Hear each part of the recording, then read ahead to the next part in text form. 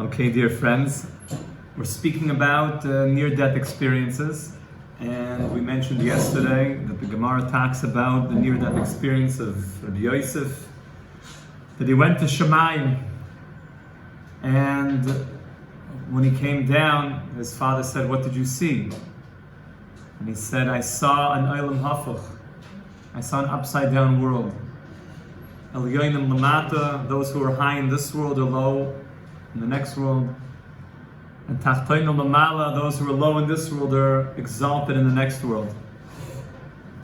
And his father said, "You did not see an upside-down world, Olam Bar. You saw a clear world. You saw the world the way it really is. This world is the fake world, and the world that you saw is a glimpse of the real world." We explained Rashi yesterday that Rashi said it was speaking about people who are up in this world, the rich people of the world who are not concerned with humanity. We're not talking about altruistic people, we're not talking about righteous people, we're talking about just rich people that people seem to put on a pedestal as being chashuv, as being important. So up there, they're nobodies. But down here, the ones that are lowly, and we explain lowly means humble, who realize that Hashem is all there is and is the only address for everything. So they're high. And therefore this world is the fake world, the false world, and the world that you saw is the real world. And the question is, can we see with those eyes also? Are we duped by the lies of this world? Or can we see with clarity, like Reb Yosef saw? And that's our challenge, is not to be fooled by the falsehood and to see and pierce through that and see the Olam Bar, Ra'isa, the truth. And there's a reason why the Torah brings examples of near-death experiences and why people have near-death experiences, that you should get a message. This is called what they say, me'achrei apargoy, that Hashem will pull back. Usually we don't like to do this stuff. Anybody know why Hashem doesn't like to do this kind of stuff? Sometimes you need to freak people out a little bit, that's okay. Not like haunted houses, I'm very against that kind of freak out. It's not such a holy concept, a haunted house, even though we do believe there is such a thing called a haunted house. And the Torah says, don't go there. That's not where you want to go. That's exactly where you shouldn't be going, because we're sketchy over there in haunted house. No, let's go freak ourselves out at the haunted house. That's not a Torah idea. The reason why Hashem doesn't like to do this too often is it takes away free will. When a person has the spiritual world opened up for him and he sees with clarity, so there's a removal of free will. We mentioned this, we had a few classes on free will in the times of Mashiach. We talked about open miracles, hidden miracles. Hashem reveals just what he needs to at certain times, that people could get a glimpse into things, and that could open something up. There's a lot of stories of people who had near-death experiences, classic stories of people who were anti-Torah. They hated the Torah. They grew up totally secular. They never learned anything in their life. Like Rabbi Akiva, who said that if I ever saw a Torah scholar, I'd bite him like a donkey. And they asked him, why a donkey? Why not a dog? He said, because when a dog bites, it hurts. But when a donkey bites, it breaks the bone. It crushes the bone. I hate Torah scholars so much, I crush those bones. That's intense. So there were people who had near-death experiences, secular, completely non-believing, and they came back and they started saying things of what they saw. And all of a sudden the Kabbalists started circling around and said, what did you say about what it looks like? Oh yeah, like I saw these gates and I saw these. How do you know about that stuff? So the guy saw it up there. Now how would he ever have known that? And then in detail. These are stuff you only learn by learning all the deepest secrets of mystical Torah. They saw things. Hashem can wake a person up by revealing things to him. Not just that, let me show you something cool, okay? Like some LSD trip. No, that's not our thing. Hashem says, I'm showing you something for a reason. For a reason that you should get a message from it. So the Torah is explaining this to us, is that there's a real message here, is don't think that this world is the correct vision. This world, unless you have real eyes to see, this world is upside down. And the people that are up in this world are really down, and the people that are down are really up. But the real world, which is the world of clarity, which is when Mashiach comes, we're going to see the world through those eyes, is the ones that are humble, the ones that give themselves to Hashem, the ones that help really humanity, not for their own fanfare, not for their own fame, just because that's what Hashem wants. So they're going to be the big ones in the world to come. That was Rashi. And that was our explanation when we asked, that King Solomon was asked, who is a man? A Ben Olam Haba? It says a person who honors his elders. Because we said that the elders generally get honored in this world. No, they're pushed away, they're pushed down. And the rich people you want to spend more time with, hanging out with the rich guys and going to nursing homes and visiting people who are real wise people that have been pushed, cast aside in modern day society for the most part. That's why in the Torah world we place so much value on our elders. So much. We look to them for guidance. Now I want to tell you something that Tosfos says. Okay?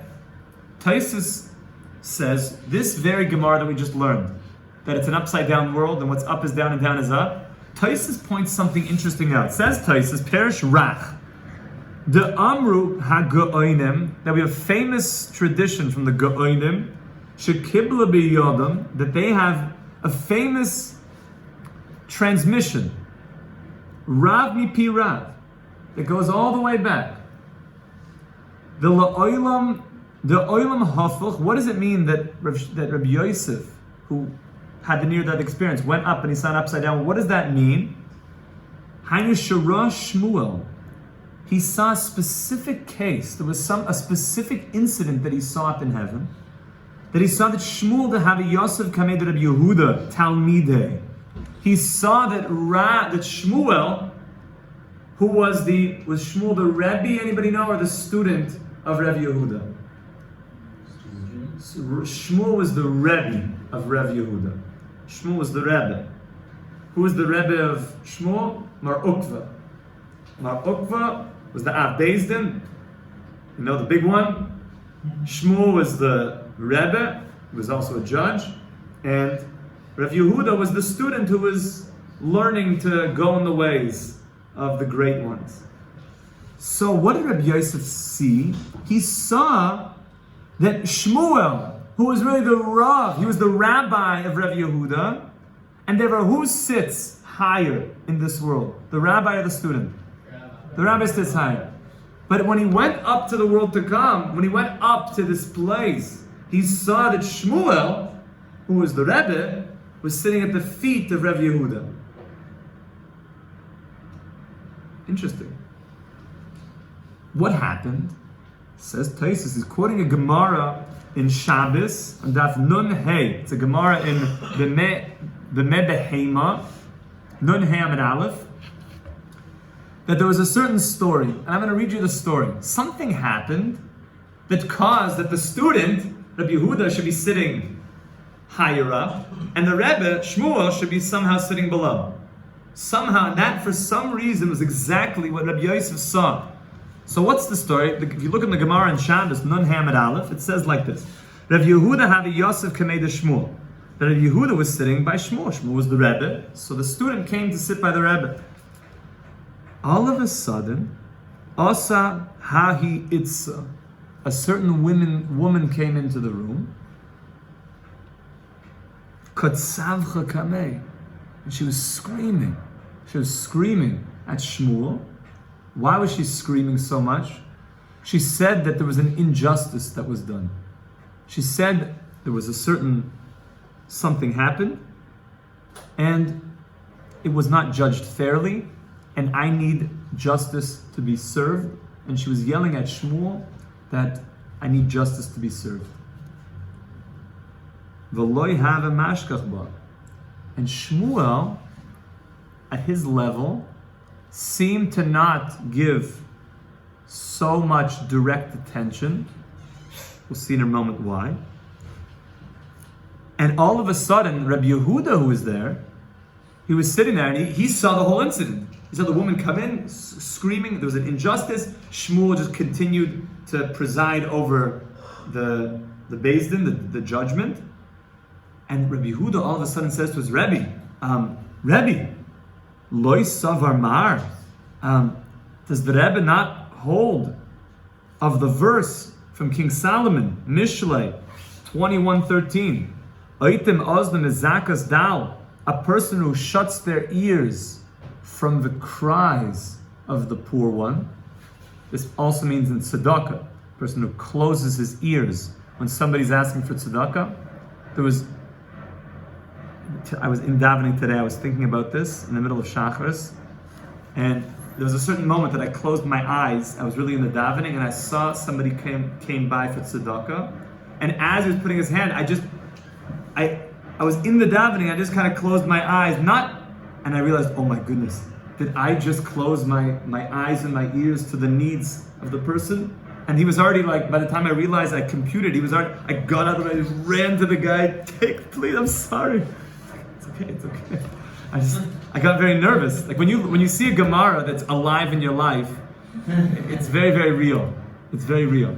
So Rabbi Yehuda said, so the simple pshat, the simple meaning of the verse, it's talking about if a person closes their eyes from a person who needs tzedakah, then when he needs, gam hu yikra v'lo yana, when that person himself needs, he's going to call out and nobody's going to answer. So Rabbi Yehuda meant when this woman who's poor, she needs justice to be served. Something went wrong, and somebody needs to judge this case. What do you say about this verse, Shmuel? Amar lei. So Shmuel answered, Shirina. Shirina means my sharp, wise student. Reisha bekriri. Your head, meaning your Rebbe, i.e. me, he's in cold water.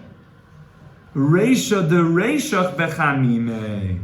But the head of your head, meaning your Rebbe's Rebbe, who is Rebbe Yehuda's Rebbe's Rebbe, Mar Ukva, who is also sitting there. He's in hot water. Because what was the scene? The scene was Rebbe Yehuda's sitting down, he's the student. He's watching his Rebbe judge, and Mar Ukva is the head of all of the court, the Supreme Court, head of the Supreme Court.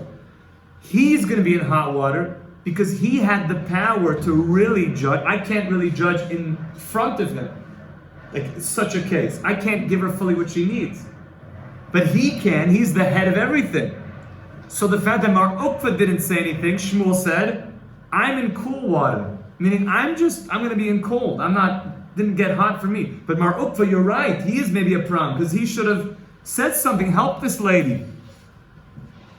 That was his answer. Ha Yosef Mar Ukva ad Beis Din. Mar Ukva is there. That was the story. Says Tosfos, what did Reb Yosef see when he went to heaven? He saw that somehow Shmuel was not correct. Somehow when he got to heaven, Reb Yosef, he saw that Shmuel was the rabbi, the Rebbe, was somehow sitting at the feet of Reb Yehuda, and Reb Yehuda was hiding. Because when Reb Yehuda gave that statement of, she needs you, he was really saying, I can't fully help her because Mar Ukva's here. I can't. I would like to, but he thought if I can't fully help her, maybe I shouldn't also give her that feeling, that peacefulness, that nachas, to really lift her up. He felt if my superior is here, so he'll be the one to do it. But me, what can I really do? And Rabbi Yehuda was saying, you have to give her something. She needs something. She needs to be helped. She needs maybe a good word, something, just to be taken care of a little bit. Even if you can't fully judge the case, it's going to put her at peace, but at least give her something. And this is what Reb Yosef saw. He said, I saw an upside down world where the student was where the Rebbe was, and the Rebbe was where the student was. And the father said, no, you saw a clear world. I want you to know, there's certain times that you might see things. I remember there was a whole campaign, I think it was in Canada, in Toronto, and also in Israel. If you see something, say it. I think it was actually when there were crazy people bombing stuff, lunatics with bombs, and like on the buses. And there was a big sign, if you see something, say something. Meaning, you see something fishy going on, you speak up. No, who am I? No, you speak up. Sometimes a person might say, like, who am I to say something? You know, I'll let the bigger people say things. You want to be a Ben Olam Haba. This is all Ben Olam Haba. That Taisus is saying we were given an entire revelation from heaven of what the world really is supposed to look like. Is that if you see that you can help somebody, even if that's not specifically your domain, you need to do anything to speak up. Anything to help. Anything. Things have to be spoken out. Things have to be spoken about. Even if the higher up, the superiors are not doing something, you might have to say something. And in the real world, you might be higher. Don't think just because a person has, a fancy sign on his door, or his office is in the 50th floor of some fancy place in New York City, that he's high, but he's not doing anything. You see something, you have to say something. There might be things that you're going to see in this world that people aren't talking about. You might have to say something. If it's true, if it's going to help somebody, if it's really going to help somebody, you might have to start talking. Rav Yehuda said something. He said, well, she needs you. He said, but in the end, what's being revealed from this Gemara is that Rav Yehuda was right. He was right. Something has to be said. Something had to be done. Something had to be said. And you have to say things. You have to do things. And when you say things, especially when you want to help somebody, you really just want to help somebody. Rabbi Yehuda cared about this woman that was coming in. Of course Shmuel did also. But he felt, who could Mar Ukva, what am I going to do? The Gemara says, on Shmuel's level, there was something that wasn't exactly right there. To the point that up there, he was sitting at the feet of Rabbi Yehuda. There's a big, big lesson here. That you want to be a Ben Olam Haba, someone who is made out of the fabric of Olam Haba. If you see things, things have to be said.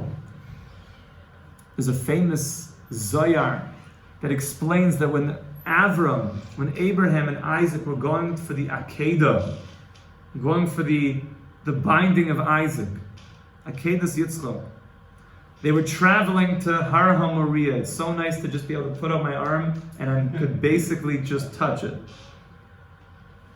They were walking to the mountain, right here.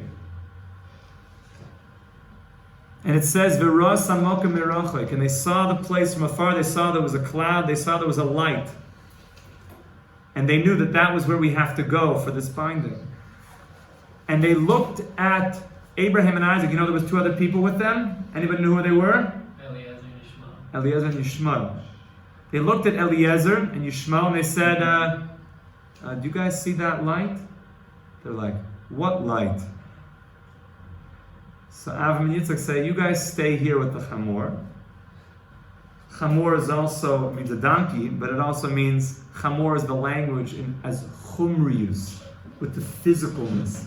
Your eyes are still physical. You don't see something conceptually, which is really going on there. You stay with the Chamor, with the chumriyut.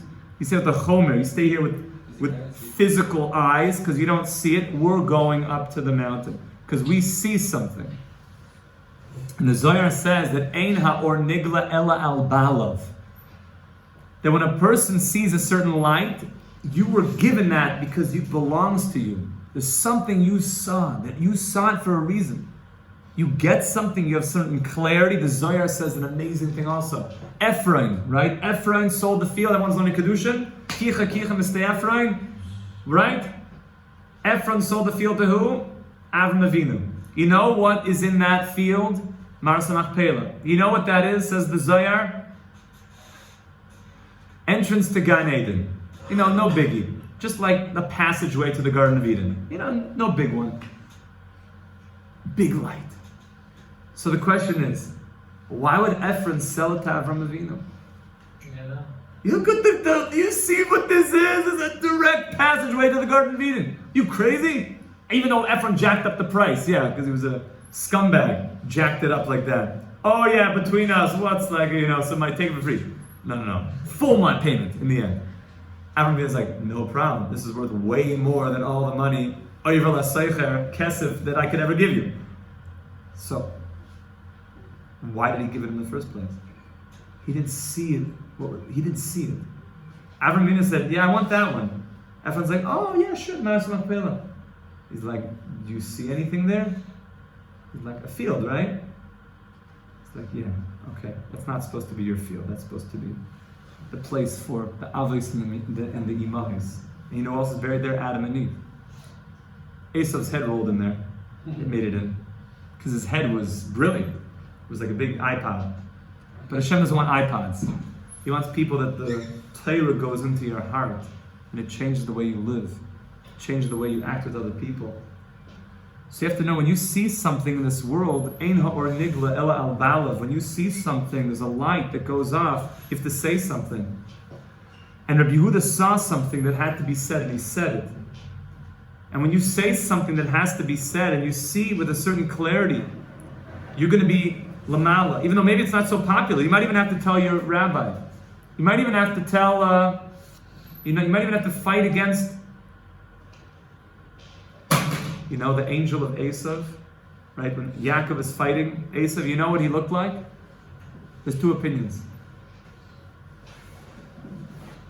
One opinion, what do you guys picture the angel of Esav looked like? One opinion said he looked like a disgusting gangster. Like rapper, like those teeth, like terach stuff, like crazy stuff. Bones and like gangster, crazy stuff. Like what you would expect. Gnarly, crazy. Another opinion said he looked like a gentleman. He looked like even a righteous person. But it was all, he was fooling. Sometimes you have to be willing to fight. A gangster, everyone knows you're going to fight the gangster. That's direct evil. But maybe sometime, not implying this on Shmuel, chas v'shalom. Shmuel is a tzaddik. I'm implying that sometimes there's things that it looks so, but nothing's being said. You have to say something. You have to say something.